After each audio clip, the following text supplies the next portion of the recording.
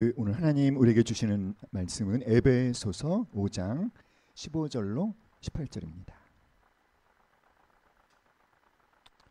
여러분 설교 노트 다 갖고 오셨나요? 네. 자, 15절로 우리 18절 한 목소리로 함께 읽겠습니다. 다 같이 시작. 그런즉 너희가 어떻게 행할지를 자세히 주의하여 지혜 없는 자 같이 하지 말고 오직 지혜 있는 자 같이 하여 세월을 아끼라. 때가 악하니라. 그러므로 어리석은 자가 되지 말고 오직 주의 뜻이 무엇인가 이해하라. 술 취하지 말라. 이는 방탕한 것이니 오직 성령으로 충만함을 받으라. 아멘. 오늘 우리 말씀을 통해서 악한 시대를 사는 삶의 지혜를 얻는 시간 되기를 기도합니다. 자, 여러분, 유명한 소설이죠. 죄와 벌. 까라마조프가 형제들, 이 소설을 지은 작가는 누구일까요? 모르시나요? 네, 도스토옙스키잖아요. 그렇죠? 예. 여러분, 이 죄와 벌, 까라마조프가 형제들, 이 책을 안 읽은 사람은 많아도 이 책 제목을 모르는 사람은 거의 없습니다. 그렇죠? 이 도스토옙스키, 러시아가 탄생시킨 아주 위대한 대작가. 자, 근데 이 도스토옙스키는요, 28살 때부터 38살 때까지 감옥에서 그 시베리아의 혹한 속에서 보냈다고 합니다. 4년 동안은 수갑을 찬 채 러시아의 감옥에서 강제 노동을 하며 보냈고요. 그 5년 반 동안은 카자흐스탄 동북부에 있는 항구 도시 세미팔라틴스크에서 강제로 군복무를 했어야 했다고 합니다. 그러니까 무려 10년 가까운 긴 세월을 혹한의 고통과 노역과 외로움 속에서 보낸 거죠. 자, 그럼에도 불구하고 그는 이 10년이라는 세월 동안 결코 좌절하지 않았습니다. 좌절하지 않았을 뿐만 아니라 그 기간 동안에 자신의 몸과 자신의 마음과 정신을 단련하기 위해 힘썼습니다. 그래서 참으로 궁금한 것이 하나 생겼는데, 도대체 그 10년 가까운 그런 아주 그 고통의 상황 속에서도 도스토옙스키는 어떻게 해서 그 삶에 대한 애착을 놓치지 않을 수 있었을까? 도대체 그의 이 삶에 대한 이 생명력은 어디에서부터 온 것일까? 라는 궁금증이 생기게 됐어요. 근데 여러분 아십니까? 사실 도스토옙스키는요, 28살에 정치범으로 체포가 돼서 사형을 선고받았어요. 그래서 이제 사형 집행 날짜를 기다리고 있다가 드디어 형장으로 끌려갑니다. 그리고 이제 사형이 집행되기 바로 직전에 황제의 전령이 온 거예요. 멈추시오. 황제가 명령을 떨어뜨렸는데 사형시키지 말라고 그 형을 감하라는 황제의 명령이 떨어져서 정말 죽음 일보 직전까지 갔다가 살아나게 되는 아주 극적인 경험을 하게 됩니다. 사랑하는 여러분, 도스토옙스키가 그 시베리아 그 추운 감옥에서 이 4년간의 강제 노동과 5년의 군복무를 하는 그 고통의 세월 동안에도 삶에 대한 그 애정을 끊을지 않을 수 있었던 삶에 대한 열정은 어디서부터 왔을까요? 죽음까지 거의 가까이 갔던 그의 극적인 경험을 통해서 그는 무엇을 깨달았을까요? 여러분이 만약 그런 경험을 한다면 어떤 교훈을 얻을 수 있겠습니까? 나에게 주어진 이 삶이 참으로 소중한 것이다 라는 것을 그는 깨달았어요. 그가 한 극적인 경험은 그에게 삶의 소중함을 일깨워 주었고, 그래서 그 시련의 기간 동안 그를 열심히 단련시켰습니다. 그리고 그 오랜 감옥 및 그 노역 생활을 통해서 그가 경험한 것들을 고스란히 소설의 소재로 삼았죠. 그래서 이 죄와 벌, 까라마조프가 형제들이 모두 이때의 경험에서 잉태됐다고 합니다. 사랑하는 여러분, 우리가 사는 인생을 일생이라고 하죠. 어떤 뜻일까요? 한 번밖에 없는 생이다, 이런 의미죠. 한 번밖에 주어지지 않은 기회, 단 한 번의 기회. 그러니까 우리도 뭐 굳이 도스토옙스키처럼 그런 극적인 경험을 하지 않았다 할지라도 우리는 깨달아야 되겠죠. 우리에게 주어진 삶의 소중함에 대해서. 사랑하는 여러분, 우리는 언젠가는 아마 이 땅에서의 생을 마무리할 것입니다. 이 땅에서의 우리의 삶은 어떻습니까? 무한하지 않습니다. 그렇죠? 굉장히 유한하죠. 결코 영원하지 않습니다. 자, 언젠가는 이 땅에서의 삶을 맞이하게 될 텐데 모르는 게 한 가지 있어요. 그 마지막이 나에게 어느 때 다가올지 모르기 때문에 우리는 오늘 나에게 주어진 나의 삶, 나의 시간을 함께 말해볼까요? 소중하게 여기며 아껴야 합니다. 동의하십니까, 여러분? 자, 오늘 우리가 읽은 이 본문에서 바울도 똑같은 얘기를 하고 있죠. 세월을 아끼라. 때가 악하니라. 그런데 바울이 세월을 아끼라라고 했을 때 이 아끼라는 말이 그저 우리에게 주어진 시간 관리를 효율적으로 해라라는 그런 의미가 결코 아닙니다. 오늘 여러분에게 시간 관리를 잘해라라는 말씀을 드리려고 하는 것이 아니에요. 그럼 세월을 아끼라라고 했을 때 이게 도대체 무슨 뜻일까요? 세월을 아끼라라는 이 말씀의 뜻이 무엇인지에 대해서는 잠시 뒤에 말씀드리기로 하고, 그런데 바울이 세월을 아끼라라고 이렇게 권면하는 이유가 여러분 무엇이죠? 왜 세월을 아끼라고 하고 있습니까? 그 이유는 뭐다? 때가 악하기 때문에. 때가 악하다. 자, 이때라는 헬라어가 헤메라이라는 단어인데요. 날을 의미하는 헤메라의 복수형이래요. 그러니까 때는 날들이라고 할 수 있겠죠. 날들이 어떻다? 악하다. 자, 사랑하는 여러분, 그리스에서 시간이라는 단어를 의미하는 단어가 두 개가 있다고 하죠. 하나는 크로노스, 하나는 카이로스. 이 크로노스는 뭘까요? 크로노스는 똑딱똑딱똑딱 측정 가능한 어떤 그 물리적인 시간. 카이로스는 의미의 시간, 이렇게 얘기합니다. 크로노스와 카이로스. 자, 크로노스의 시간은 예를 들면 이런 거예요. 지금도 시간이 흐르고 있지 않습니까? 그래서 이 크로노스의 시간을 무슨 시간이라고 하냐면 측정 가능한 연속적인 시간. 이것을 다른 말로 하면은 시계 시간이라고 할 수 있겠죠. 자, 반면에 카이로스라고 하는 것은 어떤 시간이다? 우리 함께 한번 말해볼까요? 시작. 특정한 의미나 질적인 가치를 지닌 어떤 결정적인 순간. 그래서 카이로스는 사건 시간, 그리고 크로노스는 시계 시간, 이렇게 부릅니다.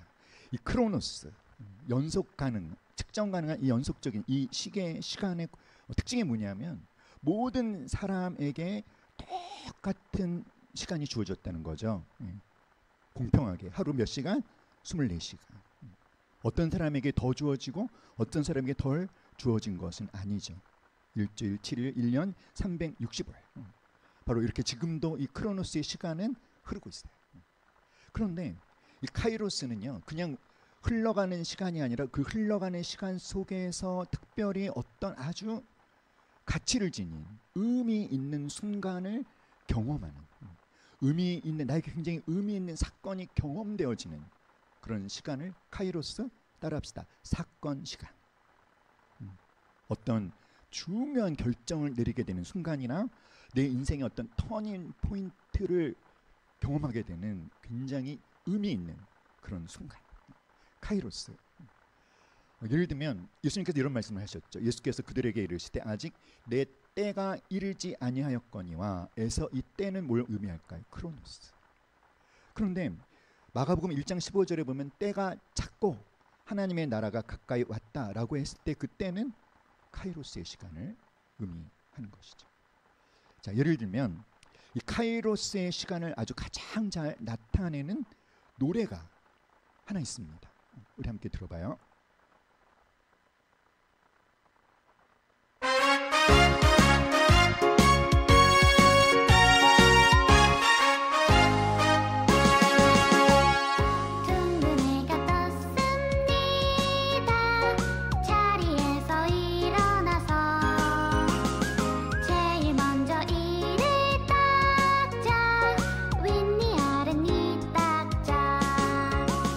세수할 때는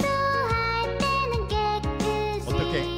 이쪽 저쪽 목 닦고 머리 빗고 옷을 입고 거울을 봅니다. 꼭꼭 씹어 밥은 꼭꼭 씹어 먹고 가방 메고 인사하고 유치원에 갈 때는 어떻게?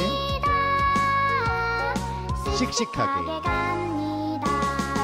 네, 이 노래를 들어보면 이게 카이로스적으로 사건 시간을 굉장히 아주 잘 나타낸 훌륭한 노래라는 생각이 들어요. 자, 이 노래에는 그냥 흐르는 시간이 아니라 사건이 계속 이렇게 연결되어 있죠. 어떤 것입니까? 둥근 해가 떴습니다. 그럼 어떻게 해야 돼요? 자리에서 일어나야 돼요. 제일 먼저 이를 닦는데, 이를 닦을 때는 어떻게 닦아라? 운니 아래 이 닦자. 어떤 사건과 관련해서 무엇이 이렇게 덧붙이고 있냐면 의미가 덧붙여지고 있는 거죠. 그래서 이 사건 시간에는 사건의 흐름이 있고 의미가 있습니다. 사랑하는 여러분, 어떤 남자친구와 여자친구가 만나서 이제 교제를 시작했어요. 교제를 시작한 지 100일째가 되면 굉장히 이건 뭔가 굉장히 의미가 있는 그런 시간이지 않습니까?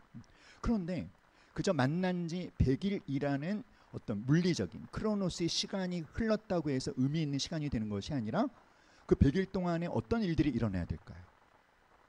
두 사람의 관계 속에서 의미 있는 사건이 일어나야 되겠죠. 뭐 손을 잡았다든지 사랑을 고백했다든지.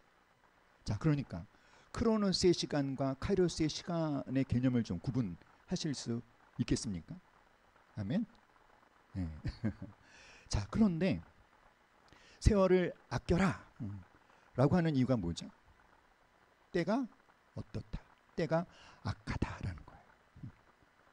때가 이 악하다라고 하는 헬라어가 따라합시다. 포네라이. 시작.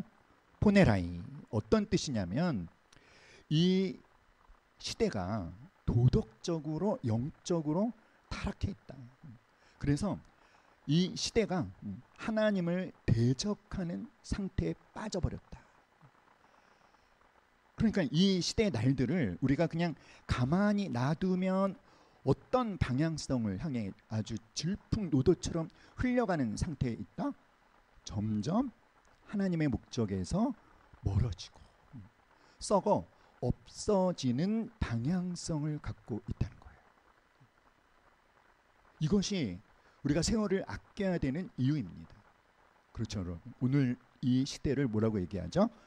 가치가 무너진 시대, 이렇게 얘기해요. 가치가 무너진 시대. 세상은 날이 갈수록 더 좋은 방향으로 가는 것이 아니라 무가치한 방향으로 흘러갑니다. 하나님의 뜻과 하나님의 목적에서 점점 멀어져 갑니다. 이게 악한 거예요. 이 악한 시대가 우리에게서 이 크로노스의 시간 가운데 정말 의미 있는 카이로스의 시간을 뺏어가고 헛된 것들로 채우게 하고 무가치하게 만들어 가고 있다는 거죠. 사랑하는 여러분, 하나님께서 시간을 창조하셨죠. 어떤 목적으로 창조하셨을까요? 내가 너에게 준 시간을 어떻게 사용해라? 하나님의 뜻을 이루는 도구로 사용하라는 거예요. 그러나 사랑하는 여러분, 아담의 범죄로 말미암아 이 시간이, 이 타락한 인간들이 시간을 하나님의 뜻을 이루기 위해서 사용하기보다는 그저 자기 자신을 위한 모든 것을 하는데 아주 열정적으로 그렇게 잘못 사용되고 있다. 시간이 따라합시다. 본래의 목적에서 벗어났다. 시작. 볼 시간이 본래의 목적에서 벗어났다. 그러니까 우리가 살고 있는 이 세상이 어떻다? 악하다라는 것에 여러분 동의하십니까? 이거 굉장히 중요한 거예요. 우리가 살고 있는 이 시대를 어떤 관점으로 인식할 것이냐. 근데 바울은 뭐라고 얘기합니까? 악하다 그래요. 바울이 살고 있던 시대에만 악한 게 아니라 오늘날에도 여러분 조금만 우리가 둘러보면 이 시대는 정말 어떻죠? 정말 끔찍할 정도로 악합니다. 온통 선하지 않은 것들로 가득 차 있어요. 그래서 우리가 알아야 되는 게 뭐다? 우리가 이 시간을 어떻게 해야 된다? 아껴야 된다라고 했는데 이 아낀다는 게 어떤 뜻이냐면 헬라어로 엑사고라조. 어떤 뜻일까요? 값을 지불하고 다시 사다, 구속하다, 구원하다. 이 엑사고라조, 구속이라고 하는 이 단어는 그 당시 이제 이 노예들이 이제 노예 시장에 있을 때 노예 시장에 가서 노예 몸값을 지불하고 사오는 것, 이게 엑사고라조예요. 값을 지불하고 사오는 것. 그래서 세월을 아끼라라고 하는 것을 아주 간단하게 말하면 이런 거예요. 가만히 내버려 두면은 그냥 무가치한 방향으로 흘러갈 수밖에 없는, 하나님의 목적에서 점점 멀어질 수밖에 없는 그 시간을 어떻게 해라? 값을 지불하고 다시 사와라. 이걸 우리가 인식해야 돼요. 이 때가 여러분 악합니다. 우리들이 살아가는 이 시대가 온통 사탄의 지배를 받고 있다는 거예요. 우리의 시간이 죄와 사단의 악한 영향력에 노예된 상태에 있다. 그래서 우리는 여러분 우리에게 주어진 시간이 따라합시다. 구원의 대상이 되었다. 우리가 구원해야 되는 것이 아직 하나님을 믿지 않는 사람들이기만 한 것이 아니라 우리의 무엇도 구원해야 된다? 시간도 구원해야 된다. 우리의 시간이 본래 하나님께 속해 있었지만 이 악한 시대가 그 시간을 뺏어가고 헛된 것들로 채우고 무가치하게 만들기 때문에 그 시간을 원래 하나님의 목적으로 사용되는 시간으로 뭐해라? 구원해 내라. 사랑하는 여러분, 자, 그럼 언제부터 이 시대가, 이때가 악해졌을까요? 로마서 5장 12절 시작. 그러므로 한 사람으로 말미암아 죄가 세상에 들어오고 죄로 말미암아 사망이 들어왔나니 이와 같이 모든 사람이 죄를 지었으므로 사망이 모든 사람에게 이르렀느니라. 선악과를 먹지 말라는 이 하나님의 명령에 아담이 불순종했을 때 아담의 그 불순종으로 말미암아 뭐가 들어왔다? 죄가 세상에 들어왔어요. 이 들어왔다. 죄가 세상에 들어오니까 또 무엇이 들어왔습니까? 사망이 들어왔어요. 이 들어왔다라고 하는 게 어떤 것이냐면 이런 장면을 생각하면 됩니다. 여러분 여름에 비가 많이 오면 어떤 마을에 이제 홍수가 나죠. 홍수가 나면 어떤 경우가 생기죠? 마을 전체가 물에 다 잠기게 되잖아요. 바로 그런 거예요. 아담의 범죄로 죄가 세상에 들어와서 이 세상 전체를 완전히 장악해버렸다. 그래서 그걸 어떻게 표현하냐면 법이 되었다 이렇게 표현합니다. 죄가 다스리는 세상이 되었다. 사탄의 세력이 통치하는 세상이 되었다. 이게 악하게 된 거죠. 사단은 어떤 존재입니까? 하나님을 대적하고 사람들로 하여금 죄를 짓도록 유혹하고 하나님의 목적에서 벗어나게끔 강력하게 유혹하는 이 사단의 영향력 안에 이 시대가 들어가 버렸어요. 그래서 우리가 시간을 그냥 가만히 놔버려 두면은 어떻게 된다? 질풍노도처럼 아주 아무도 거스를 수 없을 정도로 거센 흐름, 어떤 방향으로? 무가치한 방향으로 그냥 떠내려갈 수밖에 없다는 거죠. 그러나 바울은 권면하는 거죠. 에베소 교회 성도들이요, 당신들만큼은 어떻게 정신을 차리고 깨어 있어서 하나님이 우리들에게 허락한 시간을 그냥 무가치한 방향으로 떠내려가게 놔두지 말고 의미 있는 시간으로, 가치 있는 시간으로 뭐해라? 구원해 내라. 오늘날 대부분의 사람들이 여러분 시간을 어떤 목적으로 사용하고 있을까요? 여러분 지난 한 주간 동안 여러분에게 주어진 시간을 어떻게 사용하셨습니까? 아마도 굉장히 많은 분들이 삶의 어떤 생존, 경제적인 먹고 사는 문제를 해결하기 위해서 시간의 대부분을 사용하고 있을 것입니다. 그리고 또 상당히 많은 숫자의 사람들이 자기를 업그레이드하기 위한 자기 개발을 하는데 또 시간을 엄청 투자하고 있겠죠. 그리고 또 굉장히 많은 사람들이 또 뭐 하는데 시간을 또 사용하고 있을까요? 나를 즐겁게 하는 활동들에 시간을 엄청 사용하고 있습니다. 그런데 하나님을 섬기고 이웃을 섬기는 데는 사람들이 과연 얼마나 열정적으로 시간을 또 우선적으로 사용하고 있느냐. 사랑하는 여러분, 바울이 살던 이 로마 제국 시대는요 굉장히 성적으로 문란했고 폭력이 난무했고 우상 숭배로 가득 차 있었고 부정부패가 아주 팽배한 그런 사회였다고 하죠. 노예 제도가 일반화되어 있었고 인간의 생명과 존엄성이 경시되던 그런 시대였습니다. 특별히 하나님의 어떤 가르침, 하나님의 어떤 원칙이 굉장히 조롱받는 그러한 것들이 무가치하게 여겨지는. 그런데 바울이 살고 있던 그 시대나 오늘의 우리 시대는 어떻습니까? 결코 다르지 않습니다.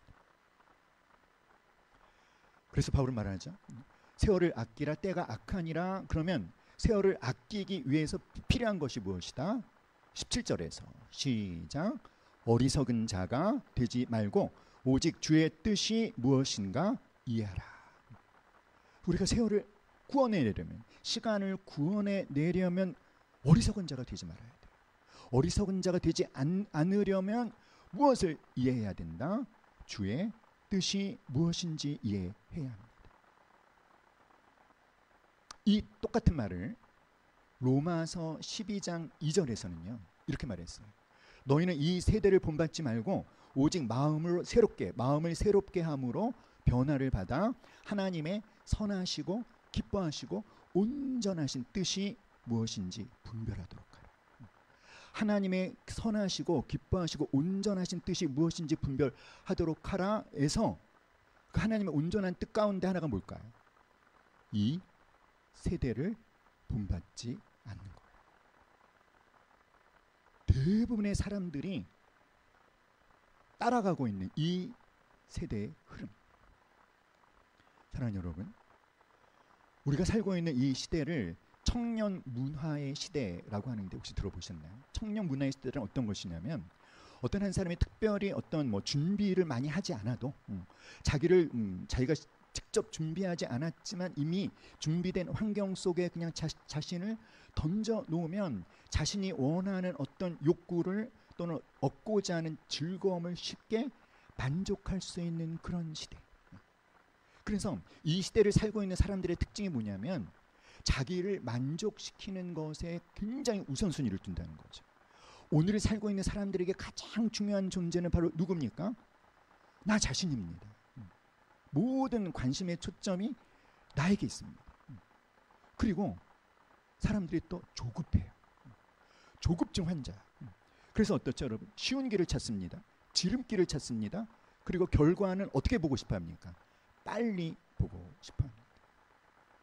우리가 이 세대를 본받지 말아야 되는데 이 세대가 갖고 있는 특징은 또 어떤 특징이 있을까요? 디모데후서 3장에 보니까 마지막 때 사람들이 사랑하는 세 가지를 말을 했는데 자기를 사랑하고 돈을 사랑하고 쾌락을 사랑하고. 그러니까 이 시대가 갖고 있는 특징이 또 뭐죠? 굉장히 물질적이라는 거죠. 진리보다는 무엇을? 쾌락. 우정보다도 돈을. 모든 것이 돈을 중심으로 가치가 평가되는. 이 세대를 뭐하지 말아라. 그런데 본받지 말아라. 여러분 이것이 하나님의 뜻이에요. 사랑하는 여러분, 우리에게 주어진 시간을 어떻게 사용해야 되는가? 자, 카이로스의 시간이 어떤 시간이라고 했죠? 다시 한번 시작. 특정한 의미나 질적인 가치를 지니는 결정적인 순간, 사건 시간. 자, 우리는 이걸 고민할 필요가 있어요. 그럼 그리스도인인 나에게 진정으로 의미 있는 시간, 질적으로 탁월한 가치를 지닌 순간은 어떤 시간일까? 어떤 시간일까요? 사랑하는 여러분, 그리스도인들인 우리들에게 진정한 가치와 의미를 지닌 시간은 바로 지금 여기서 하나님을 만나는 시간입니다. 영원하신 하나님이 시간을 창조하셨어요. 하나님을 만난다는 것은 이 유한한 세계 속에 살고 있는 우리가 영원하신 하나님과 접촉해서 우리의 삶이 영원한 삶을 향해 승화되어지는 그런 경험을 하게 되는, 그것이야말로 우리에게 어떤 시간일까요? 카이로스의 시간인 것이죠. 어떤 사건 속에서 특별히 하나님을 경험하게 되는 시간, 하나님의 주권 속에서 우리에게 이루어지는 아주 특별한 은혜의 시간. 그래서 어떤 분이 이렇게 얘기했어요. 우리는 시간을 관리할 수 없습니다. 시간은 관리되지 않습니다. 우리가 관리할 수 있는 것은 사건입니다. 근데 곰곰이 생각해 보니까 그 말이 맞는 것 같아요. 시간은 우리가 관리한다고 멈추거나 뭐 늘어나거나 뭐 그렇게 되지 않거든요. 근데 시간을 흘러가는데 그 흘러가는 시간 속에서 우리가 그 시간을 구원해낸다는 것은 사건을 관리를 하는 거예요. 어떤 사건을 선택할 것이냐에 대한 지혜로운 선택을 하는 것입니다. 어떤 사건을 선택해야 될까요? 하나님을 체험하게 되는 사건, 하나님이 공급해 주시는 은혜를 경험해 주게 하는 사건을 선택하는 것입니다. 이것을 할 것인지 저것을 할 것인지, 나에게 주신 이 크로노스의 시간을 어떤 사건에 사용할 것인지를 지혜롭게 결정하는 것입니다. 어떤 사건을 선택하느냐에 따라서 우리의 그 다음의 삶이 결정되어지거든요. 우리는 시간을 관리하는 것이 아니라 무엇을 관리한다? 사건 선택을 관리한다. 사랑하는 여러분, 이 세상은 그렇죠, 반드시 나쁜 것만은 아닙니다. 좋은 것들도 굉장히 많습니다. 편리하고 얼마든지 즐길 수 있는 것들이 많습니다. 그래서 그리스도인들도 그러한 것들에 미혹되기가 쉬워요. 그래서 우리가 조금만 정신을 차리지 않으면 우리 자신도 모르게 이 세대의 영향을 받아서 나도 어떻게 되기가 쉽습니까? 물질적이 되기가 쉽고, 육신적이 되기가 쉽고, 인본주의적인 사람이 되는 것이 너무 쉽다는 거죠. 이 세대를 본받지 않으려면 여러분, 사실은요, 거룩한 긴장을 늦추지 말아야 돼요. 사랑하는 여러분, 그리스도인들에게 진정한 카이로스의 시간은 어떤 시간이다? 지금이에요.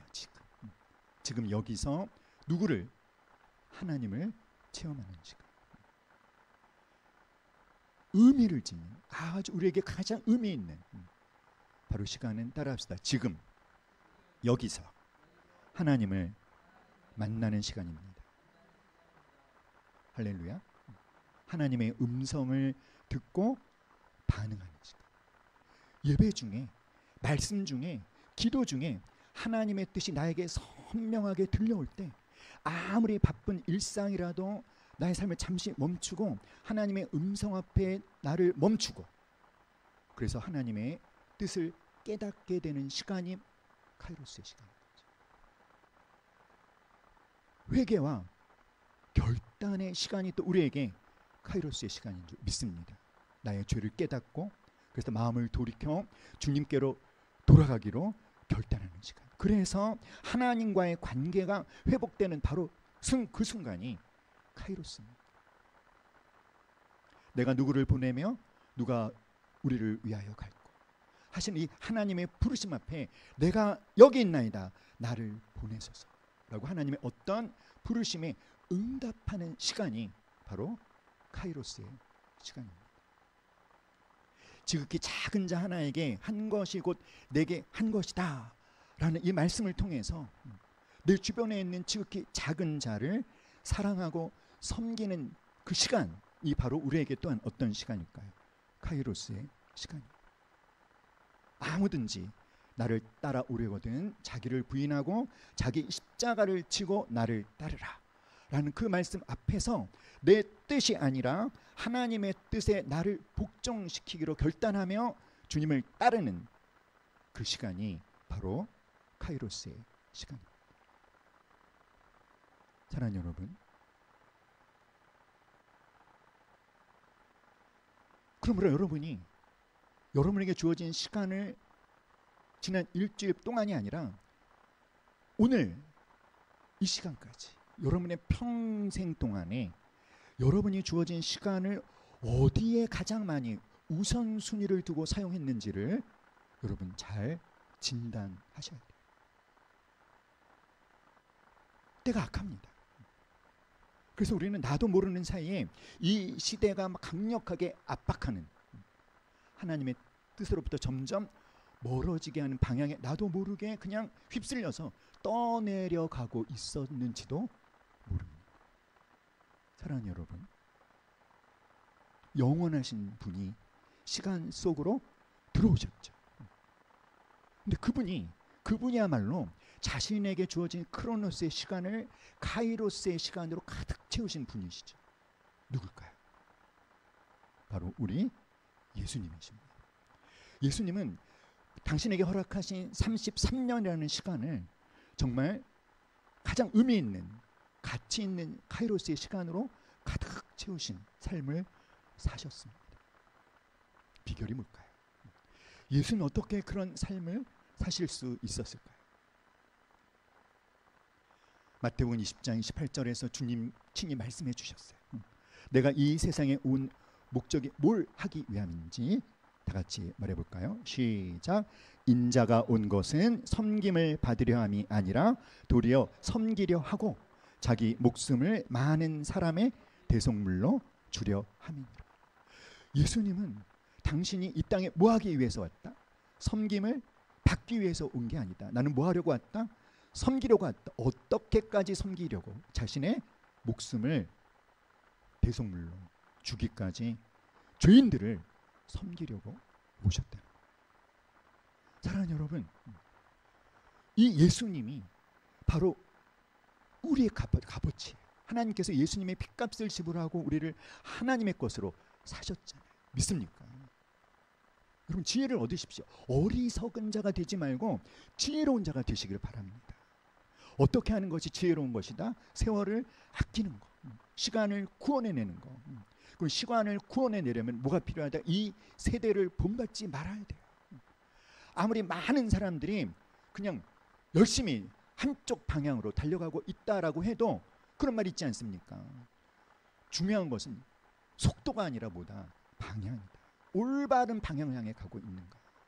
하나님의 목적을 이루는 방향으로 우리의 크로노스의 시간을 카이로스의 시간으로 채우며 이끌어가야 된다는 것입니다. 할렐루야. 사랑하는 여러분, 우리에게는 아주 중요한 네 가지 관계가 있어요. 첫 번째는 하나님과의 관계입니다. 그리고 나 자신과의 관계, 그 다음에 이웃과의 관계, 그리고 우리가 경영해야 될 세상과의 관계. 이 네 가지 관계들을 사랑하는 여러분, 사랑과 섬김이라는 키워드로 이 네 가지의 관계를 축적해 나가면, 관계를 갖고 나가면 얼마나 좋을까라는 생각을 해봐요. 하나님과의 관계, 나 자신과의 관계. 여러분, 우리는 나도 사랑해야 됩니다. 내가 나도 잘 섬겨줄 때 다른 사람도 사랑하고 섬겨줄 수 있다고 하지 않습니까? 하나님과의 관계를 갖고 나가고, 나 자신과의 관계를 갖고 나가고, 이웃과의 관계를 갖고 나가고, 세상과의 관계를 갖고 나가는데 어떤 키워드로? 사랑과 섬김. 그것이 우리를 지혜로운 자가 되게 해요.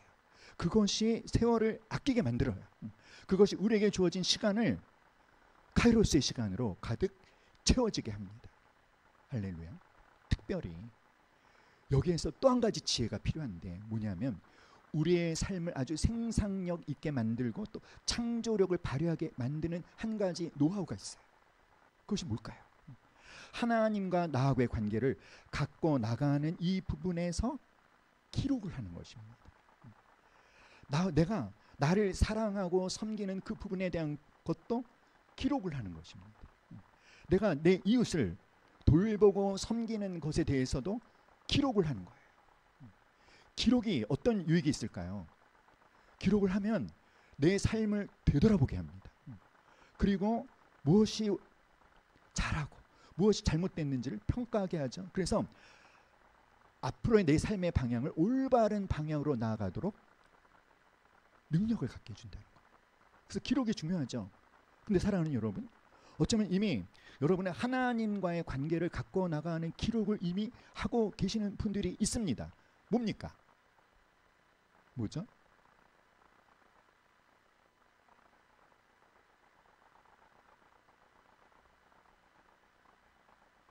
큐티. 그렇죠?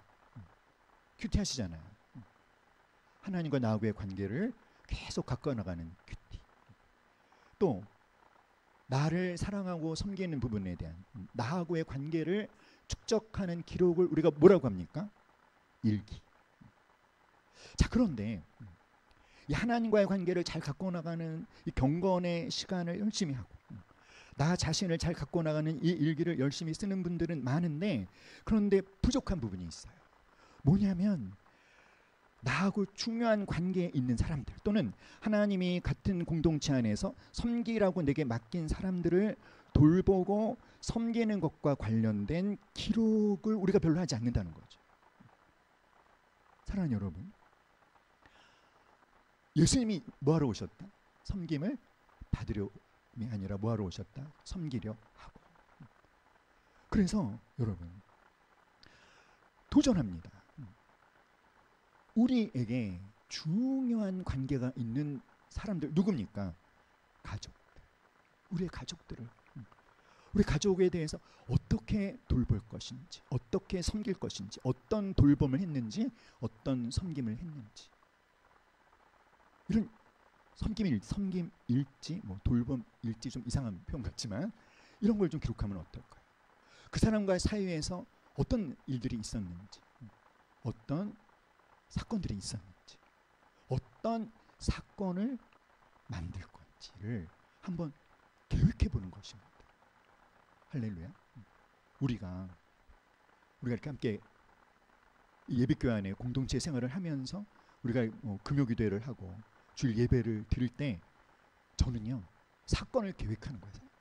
다른 식으로 표현하면 하나님, 우리 성도들이 하나님의 뜻을 깨닫고 하나님을 만나고 뭔가 자신의 삶에 대한 중요한 통찰을 하고 자신의 삶에 대해서 새로운 방향을 설정하는 하나님을 경험하는 사건을 경험하게끔 기도하면서 계획을 하는 것이죠.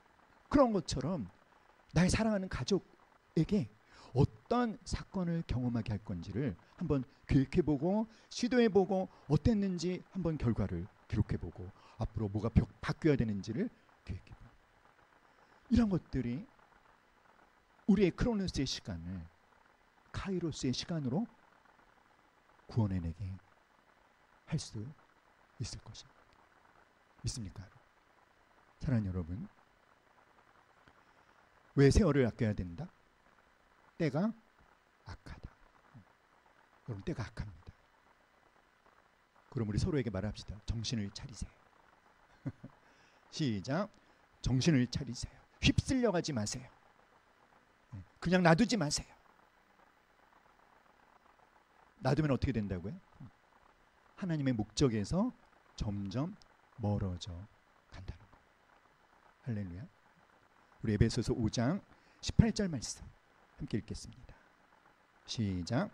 술 취하지 말라. 이는 방탕한 것이니 오직 성령으로 충만함을 받으라. 그런데 우리가 세월을 아끼려면 주의 뜻이 무엇인가 분별해야 되는데, 그렇게 하려면 절대적으로 필요한 도움이 있죠. 뭐죠? 성령 하나님이 우리를 도와주셔야 돼요. 성령 충만해야 돼요. 성령 충만하다는 것은 내가 성령님의 통치를 받는 것이에요.